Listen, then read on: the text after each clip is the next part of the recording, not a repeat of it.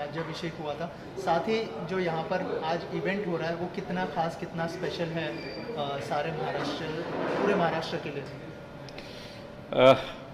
गजनीचा महमूद, मोहम्मद घोरी, मोगल, औरंगजेब हे सगळे भारतातून, कोण उझबेकिस्तान, कोण अफगाणिस्तान, कोण इराण, कोण मंगोल, हे सगळे बाहेरून आले।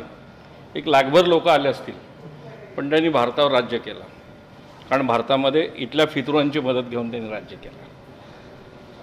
जवळजवळ 500-600 वर्ष देश पूर्णपणे अंधकारमय होता आणि पहिला स्वातंत्र्य लढा या देशामध्ये छत्रपती शिवरायांनी सुरू केला आणि तो कोकण आणि 12 मावळ मदत केला। त्यामुळे आम्हाला सगळ्यात जास्त अभिमान आहे। आणि मग देश स्वतंत्र झाला। मग अटकपासून कटकपर्यंत, तंजावरपासून काश्मीरपर्यंत आणि गुजरातपासून बंगालपर्यंत सगळीकडे मराठ्यांचं भगवं राज्य आलं। आणि मग काशी विश्वनाथपासून रामेश्वर, त्र्यंबकेश्वर सगळ्या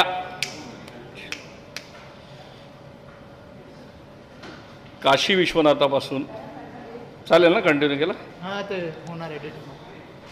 काशी विश्वनाथापासून रामेश्वर, त्र्यंबकेश्वर ही सगळी मंदिरं छत्रपती शिवरायांच्या शिलेदारांनी बांधली। अहिल्यादेवी होळकर, मराठी एक राणी, हिने शेकडो मंदिरं बांधली। जगन्नाथाचं मंदिर नागपूरकर भोसल्यांनी बांधलं, पेशव्यांनी मंदिरं बांधली, वेगवेगळ्या मराठा माजी शिंदेनी मंदिरं बांधली। त्यामुळे या देशाला खऱ्या अर्थाने स्वतंत्र करण्याचं काम हे महाराष्ट्राने केलं, हे मराठ्यांनी केलं। आणि त्यांची राजधानी कोकणात आहे, किल्ले रायगड, आणि म्हणून त्याच रायगडावर राज्याभिषेक दिन झाला होता। कोकणाला वेगळी दिशा देण्याचं काम याच राज्याभिषेक दिनाच्या निमित्ताने आम्ही संकल्प केला आहे। आम्ही सगळे प्रमुख कार्यकर्ते 2 दिवसापूर्वी रायगड किल्ल्यावर गेलो होतो। तिथे जगदीश्वराच्या मंदिरात आम्ही अभिषेक केला, महाराजांची पूजा केली। आम्ही मंदिरात अभिषेक केला आणि निसर्गाने वरून पाऊस दिला। निसर्गाने अभिषेक केला रायगडावर। 1 तास पूजा चालू होती, फक्त 1 तास पाऊस पडला, दिवसभर पाऊस पडला नाही। एक खूप शुभ संकेत या सगळ्याचा आहे। मित्रांनो, आज आम्ही 2 गोष्टी लॉन्च करतोय। महाराष्ट्रामध्ये आज जर आपण वर्तमानपत्र वाचली तर कोण कोणाला काय म्हटले, कोणी कोणाला शिव्या घातल्या, तू कसा वाईट आहेस, मी कसा चांगला आहे, हे कोणच सांगत नाही। आणि जो महाराष्ट्र जो पूर्ण भारतावर राज्य करत होता, जो महाराष्ट्र छत्रपती शिवरायांचा आहे, या महाराष्ट्रामधली आजची जी परिस्थिती आहे ही जर बदलायची असेल तर सर्व मराठी तरुणांनी एकत्र आलं पाहिजे आणि मराठी तरुणांनी एकत्र येऊन आपला महाराष्ट्र जर 5 कोटीचा कोरियन भाषेत महासत्ता आहे, जर 8 कोटीचा जर्मन भाषेत महासत्ता आहे, तर आपल्याला इंग्रजी आणि हिंदीची आवश्यकता नाही. मराठी भाषेत जी राज्यकर्त्यांची भाषा आहे, जी छत्रपती शिवरायांची भाषा आहे, या मराठी भाषेच्या जोरावर आपला महाराष्ट्र हा जगामधली महासत्ता कसा होईल असं स्वप्न पाहणारा हा संकल्प आहे. आणि याची सुरुवात आम्ही कोकणातून करतो. गेली 25 वर्ष मी कोकणात काम करतोय. कोकणात काम करताना उर्वरित महाराष्ट्रात सुद्धा हे काम व्हावं आणि समृद्ध महाराष्ट्र संघटना जिचे प्रेरणास्थान छत्रपती शिवाजी महाराज असतील. आज या देशाला शिवविचार आणि शिवसंस्कार हवा. स्वराज्य महाराजांनी दिलं, पण सुराज्य आहे का?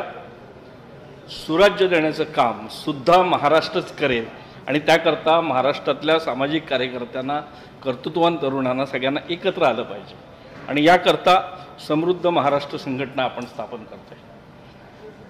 आणि राजकारणातून पैसे कमवणे, भ्रष्टाचारातून पैसे कमवणे यापेक्षा मराठी तरुणांनी उद्योगातून पैसे कमवले. महाराजांनी आणि मग संभाजी महाराजांनी, संताजी, धनाजी, बाजीराव पेशवा यांनी तलवारीच्या जीवावरती देश जिंकला. आज तलवारीची गरज नाही. आज तराजूच्या जीवावर, व्यवसायाच्या जीवावरती आपल्याला देश जिंकला पाहिजे. आणि म्हणून मराठी तरुणांना एक उद्योजकता चळवळ आणि त्यांना जो सरकारी यंत्रणांकडून त्रास होतो आहे, पॉलिसीज नाहीत, परमिशन मिळत नाहीत, या सगळ्यावरती एका बाजूला रचनात्मक काम आणि दुसऱ्या बाजूला संघर्ष हे आम्ही करण्याचं ठरवलं आहे.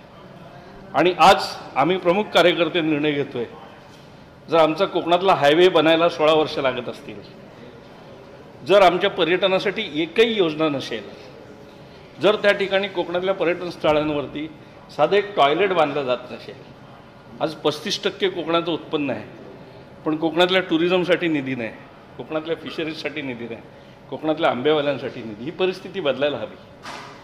आणि म्हणून आम्ही हा कोकणातल्या जनतेला निर्णय घ्यायला सांगतोय की खूप झालं, 75 वर्ष झाली, लग्न, बारशी, पूजा, पाकाड्या, साकव, कोकण डेव्हलप नाही झालं, कोकणातली गावं रिकामी झाली.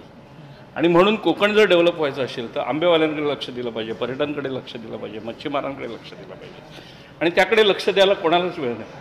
आणि म्हणून आम्ही कोकणातल्या जनतेला आवाहन करतो आहे की विधानसभेमध्ये एक शेतकऱ्यांचा आमदार पाहिजे, एक मच्छीमारांचा आमदार पाहिजे आणि एक पर्यटनवाल्यांचा आमदार. आमचे विषय तिथे मांडणारे प्रतिनिधी आणि अशा स्वरूपाचे प्रतिनिधी तिथे निवडून येतील याकरता सुद्धा आम्ही एक चळवळ सुरू करत आहोत. आणि केवळ रडत बसणे, आम्हाला रडणारा महाराष्ट्र नको आहे, आम्हाला लढणारा महाराष्ट्र हवा आहे, आम्हाला रडणारा कोकण नको आहे. आणि त्यामुळे आपण आज एक राजकीय निर्णयसुद्धा घेणार आहोत. केवळ आम्ही NGO आहोत म्हणून आम्ही संस्था आम्ही करणारच आहोत. आम्ही बांबू लागवड, मसाला शेती, कोळंबी शेती, टुरिझम, कृषी पर्यटन ह्या सगळ्या गोष्टी करतो आहे. पण आम्हाला सरकारची मदत मिळायला पाहिजे. आम्हाला कोणी अडचणी निर्माण करता कामा नये. शासकीय अधिकाऱ्यांनी यापुढे कोकणातल्या तरुणांना कुठेच अडवता कामा नये. यासाठी एक मजबूत आवाज आम्ही कोकणात निर्माण करायचं ठरवलं आहे आणि त्याची सुरुवातसुद्धा आम्ही आज करतो आहे.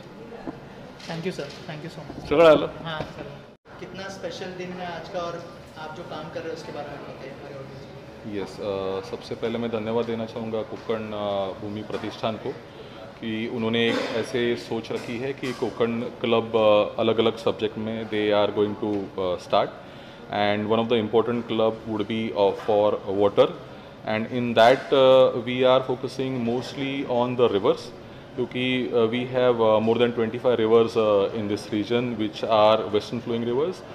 There is a lot of water which flushes down through these rivers, and there are no water management projects done on this. So we are going to focus on that, and some of the examples which we have already created in the Palakkad district that we have shown to our fellow people from the Konkan, that how the water conservation can be done and how the water can be used through solar and can be provided to the farmer, so that the irrigation facilities can be increased, and productivity accordingly can be increased through this. So similar experiments or similar projects can be extended to Ratnagiri district or Sindhudurga or Raigad districts, and our farmers will benefit from that.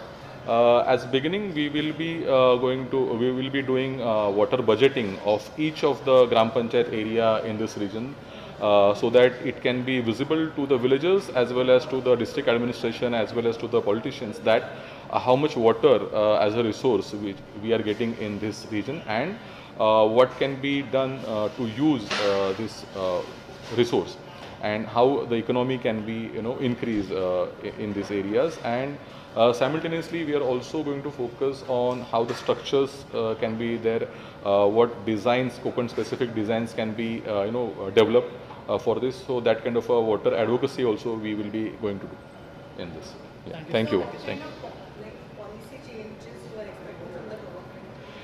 Definitely the first policy change that we are looking at, that the structures or the check dams which are constructed in this region are designed in some other area, so that is not fitting and that is not serving the purpose. Therefore, we have developed the gated check dams, and also simultaneously the stream water management structures which we have also developed, and that can be easily used through MREGS or NREGS scheme, and it can be beneficial to the farmers or to addressing the water scarcity of this region. So we are going to focus firstly on the structures and how we can do the water management of streams through this Konkan Bhumi project.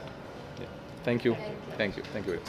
है जैसे कि कोकन की बात करें या फिर पूरे महाराष्ट्र की बात करें, कितना इम्पोर्टेंट है कि वो मतलब ग्लोबल लेवल पर उसको प्रमोट किया जाए और मतलब एटलीस्ट रिकॉग्नाइज किया जाए उस बिजनेस को? अतिशय सुंदर प्रश्न आहे. 720 किलोमीटरचा आपला किनारपट्टी आहे. जवळजवळ 15,000 करोड रुपयाचा मच्छीचा व्यवसाय आहे. 15,000 करोड ह्याच्यावरती आणि आयात निर्यातीवरती आपलं फार महत्त्व आहे. 15,000 करोड आणि जवळजवळ 8 लाख मेट्रिक टन एवढं मोठ्या प्रमाणात मत्स्य उत्पादन होत असताना आपल्याकडे जे काय पायाभूत सुविधा आहेत त्यांचा भरपूर अभाव आहे. पोटेशन कोकणासाठी फार महत्त्वाचं आहे आणि मोठं पण आहे.